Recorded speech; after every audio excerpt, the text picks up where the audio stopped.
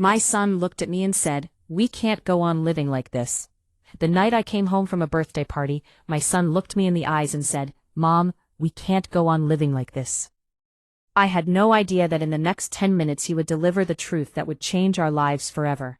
Hey friends, before I tell you what he said and how it opened my life wide, leave a quick hi in the comments and tell me where you're watching from. If stories about love, family, and the courage to start over resonate with you, please like and subscribe so this little corner of the internet can stay warm. It was a mild September evening in Maple Harbor, Connecticut, the kind of coastal town where the sun rises to your jacket and everyone knows who owns whose boat by the sound of their motor. I had just left my best friend's 50th birthday party, a backyard bash with string lights and paper plates bent under the weight of the foil cake. My cheeks ached from smiling so much, from listening so much, from feeling so much. I drove home with the windows half open, the wind tugged at the ends of my hair. The house greeted me with silence. My son Noah was already 20, too old for curfews, too young for the way silence can feel like a choice. A sliver of light streamed from his room, a long, thin sheet across the hallway carpet. I knocked. He said, "Come in," and I entered because I always have. He was at his desk, shoulders squared like a child preparing to lift something heavy. When he turned around, his face held that calm that is built plank by plank. "Hi, Mom," he said, and there was a warmth in it, unexpected, like an old song on the radio. "What's wrong?" I leaned against the doorframe, the rehearsed end to a long day. But something bright and worrying flickered behind his eyes. It felt like waiting rooms. "I've been thinking about you," he said, and landed on my chest like a letter with no return address. I laughed, because I didn't know what else to do with my mouth. "You've always carried us, this house, every single thing broken, and I've let you do it." There was pride in me, and also something sharp. A drop of fear rolling without choosing a direction. "I'm your mom," I said. An answer that had worked for 2 decades. He nodded, then shook his head once. "You're more than that, or used to be." His voice trembled. "A bad bridge, a good truth. I don't want to be the reason you forget yourself." The room went still. The air felt thick, like the moments right before a storm decides to become weather. He looked at his hands, the knuckles that used to fit under my chin when I was 3. "I want to change," he said. "And I want you to change too." I'd heard vows in churches about sinks inside sleeves, but none of them hit me like this one did. I asked to change, and he looked past me into the hall, toward the door, toward a life we hadn't yet built. Saying the truth said it all. I didn't know if I was ready. Preparation is a myth anyway. The heart doesn't keep a calendar. I sat on the edge of her bed, and the mattress creaked as if I'd been listening for years. The party was still buzzing in my ears. Laughter, toasts, the song we all shouted when we were too young to know what forever meant. I remembered the way the birthday candles stuttered in the wind, how someone cupped a hand around the flames to keep them steady. I'd been that hand for so long. Time, floating, protecting, shaping, overshadowing. I wasn't sure I knew how to push it away. "Tell your truth," I said. "I'll try to find you in the middle of it." She took a breath, the kind you take before diving. I contacted Dad. A fine old ache stirred and sat up straight. "When?" I asked, though the real question was, who taught you to love what hurt you months ago? He kept his eyes on mine. I needed to see him as a person, not a story. I needed to know if the departure had a face with it. It did. Thomas Carter, a man whose apologies always arrived late and poorly dressed. When Noah was 9, Thomas left a note on the kitchen counter and a check in the mail. 2 weeks later, I learned to fix things. Leaky sinks, favors, the tremors that occur when a heart realizes it's not a home someone plans to stay in. "Did you see it?" I asked, surprised the ceiling didn't collapse. "Twice," he said. "We walked around the harbor at sunset, when you can't tell the horizon from the water." He told me he's sober now. He told me he was a coward back then. He didn't tell me anything I didn't already know, but I needed to hear his voice say it. I clutched the comforter. I wish the comforter had hands to hold back. "I didn't tell you because I didn't want you to think I was choosing him over you." He didn't say it, but that's the point. I think I don't want to choose like that anymore. I want to choose myself. I could have said 100 things, the things mothers say when they mistake fear for wisdom. I swallowed them all. "Do you want a relationship with him?" I asked instead. "I want to try," he said, and then added, "and I want you to try with yourself." I wasn't prepared for how clean that sounded. Suddenly I saw our years as a braid, morning, devotion, routine, tight enough to hold, tight enough to suffocate. What do you think that looks like? I asked. She smiled slightly. It looks like you're not waiting for me. Wake up. Every Friday, she said. It looks like you're taking a class you'll never need. It looks like you're letting me fail and trusting me to pick myself up. I covered my face with my hands and laughed into my palms. The sound was wet, ridiculous, and real. You're 20, I said. When did you get so wise? When you weren't looking, he said, and his smile shone like the boy who used to run toward the waves and then flee. Sure, he was being chased. We sat with that. We let the truth expand enough to make room for the things we hadn't said. Somewhere in the house, the old refrigerator switched on. Somewhere inside me, something did too. Your turn, he said gently. Say it. And I did because he had gone first. And that's the bravest thing anyone can do in a family. I've been living inside your life like it's a house that would collapse without me. I said he made me useful, made me tired. I think I forgot who I am when I'm not needed. He nodded as if he'd expected my answer to have that shape, as if I'd traced it on the ceiling at night.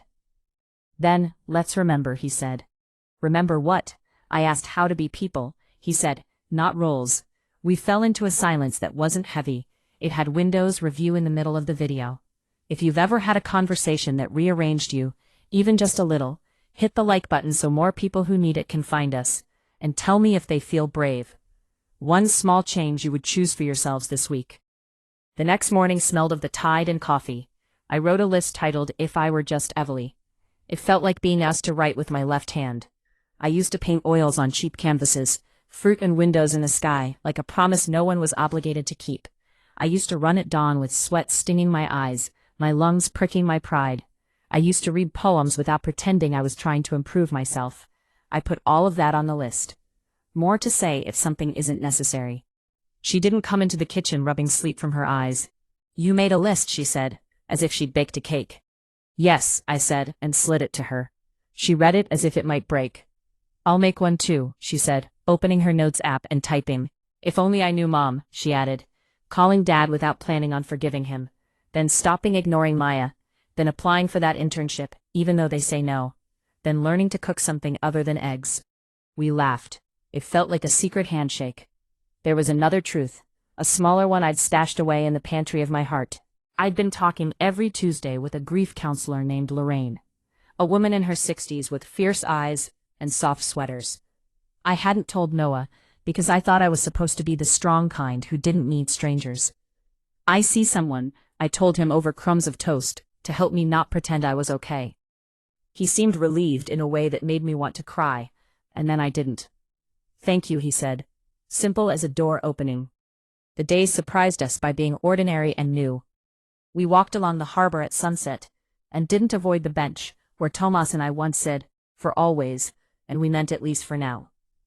I signed up for an evening painting class at the community center. I signed up anonymously, and bought a set of brushes that made me feel euphoric, then guilty, then euphoric again. Again, Noah called his father and met him for coffee at a jukebox diner that only played songs about someone leaving and someone surviving. He came home and told me the truth. It was okay.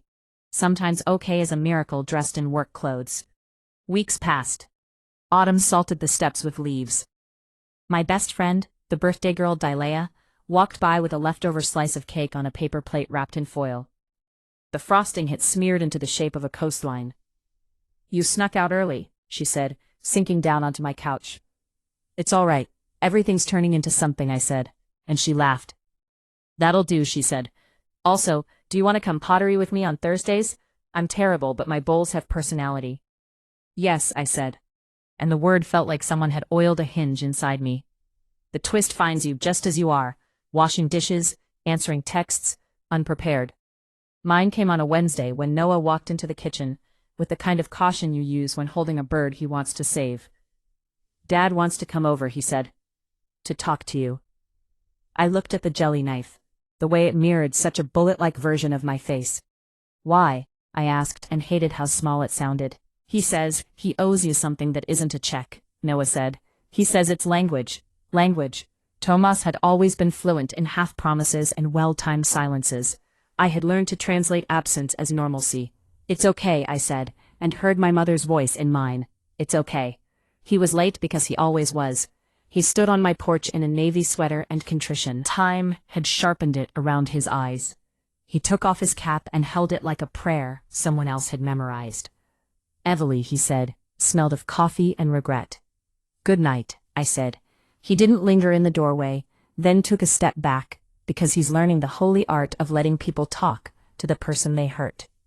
Tomas and I sat at the table we bought with our tax refund in our first spring of marriage. The wood had caught our elbows, our spills, the year I cried through dinner, the night we taught Noah to shuffle cards. He touched the edge. You kept her, he said. She kept us, I said. Say your piece. He took a breath. I've been sober for 3 years. I should have done it sooner. I should have stayed. I should have learned to stay still within a life that loved me. I left because leaving is easy when people still love you. You can pretend you're noble.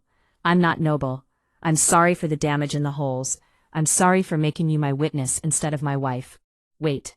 You should always leave space after an apology. The truth needs room to land. Thank you, I said, because words will do the trick, and I'm old enough to appreciate the effort. She nodded. Noah isn't a bridge back to you, he said gently. He's a person. I want to show up wherever I can, and I'm learning to let that be simple and boring. You don't owe me trust. You don't even owe me this seat. But if there's a future where we can stand on the same pier when he does something beautiful, I'd like that. I could feel my spine relax vertebra by vertebra. There is a future where we applaud at the same time, I said. There isn't a future where I hold you together. That's fair, he said. For once, it felt like a door closing softly instead of slamming shut. After he left, Noah came out restless the way relief can make you. How do you feel? He asked. Like I've survived a storm I didn't see coming, and like the house is still standing. Thank you for letting me choose how to listen to him. He exhaled. Thank you for not making the choice for me. Winter came slowly. We learned new parties without the old choreography. Sometimes grief came uninvited, and he'd put his feet up on our table.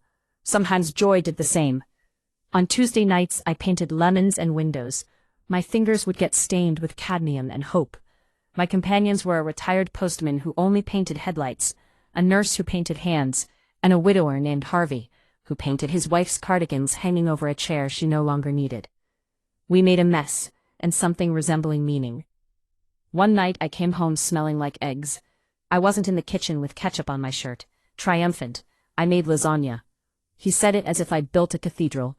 It's beautiful, I said, and above all, it signifies effort. We ate with our knees touching, and he told me about the internship interview in the city. They asked me what failure taught me. He said, I told them it taught me that my spine isn't made of glass. Did you tell them who taught you that? I asked. I told them I taught myself, he said. And then, after a pause, I told them that you showed me how spring softened the edges of everything. One Sunday we spread a blanket on the grass and read in silence, my friend. I read a filmmaker's biography and a collection of poetry that kept kissing my ribs from within. Delia joined us with lemonade and gossip. Your bowls have improved, I told him. They're still ugly, he said proudly, but they hold soup. Sometimes we'd go a whole week without mentioning Thomas. Sometimes Noah would text him with a picture of the lasagna or the harbor at sunrise. And sometimes Thomas would reply with something useful, like a recipe or a picture of a high tide at all. His lack of drama felt like an answered prayer in a language I hadn't realized I was speaking. On the anniversary of the night everything changed. Noah took me to the diner with the jukebox. We made it, he said, raising his coffee in a toast. We did, I said. The waitress refilled our cups, and I thought about the first time I brought my newborn here. Like the doorbell rang like a bicycle bell, like a summer you could keep. He slid a flyer across the table. Open it, he said, nervous and proud. Inside was a flyer, an exhibit at the community center. Beginnings, works by adult apprentices. At the bottom, my name, small and firm. I sent your window painting, he said. You kept saying you weren't ready. I thought the person you're becoming might be. I covered my mouth, useless against the tide. You can't just sign me up for bravery, I said, laughing and crying in the same breath. He squeezed my hand. You signed me up for it, remember? For 20 years we went to the exhibition 2 weeks later. My painting hung on a wall between two lighthouses and a cardigan. Strangers stood in front of it and tilted their heads the way people do when they're trying to find themselves in something. He didn't take a picture of me with it. My smile was too big for my face. In the corner, Thomas was with Delia and Harvey and the nurse, clapping at exactly the right moment. We clapped along with them. Afterward, under a sky that had the good sense to turn pink, Noah said, "I'm moving to the city for the summer." The internship called. My breath caught in my throat, then stabilized. "I'm proud of you," I said. The words tasted of truth and the edge of pain. "I'm scared," he admitted. "Me too," I said. "Let's be scared and do it anyway." We packed boxes that smelled of dust and resolve. He taped them shut and wrote Noah on the sides in messy capital letters. I wrote Evely on a smaller box and filled it with paintbrushes, a lemon, and a notebook with the first page torn out, because beginnings scare me less when there's nothing to ruin. On moving day, we carried his life up 3 flights of stairs and into a borrowed van. We didn't talk about the empty spaces. He drove off with the windows down and his elbow out, like a promise. I stood on the sidewalk long after the taillights disappeared, and then went home to a house that felt different, because I did. If you're still here, thank you. If a part of you wants to choose yourself without abandoning the people you love, tell me in the comments. The first small thing you'll do for yourself this week. Maybe you'll make lasagna. Maybe you'll take a class. Maybe you'll write your name on a box and fill it with things that belong to the person you're becoming. This is what I know now. Homes stay standing when we move the furniture. Love doesn't get smaller when it makes space. And the bravest thing my son and I ever did was admit that we wanted to live lives that transcend the roles assigned to us. The night before my best friend turned 50, I thought getting older meant holding on tighter to what you have. The night after, my son taught me it means letting go of the parts that keep you from opening both hands. So here's to Tuesday night paintings, to lasagna, to belated apologies that still matter, to envelopes slipped onto dinner tables, to a boy becoming a man, and a mother becoming a person. Here's to the silence that occurs when a truth lands and doesn't shatter you.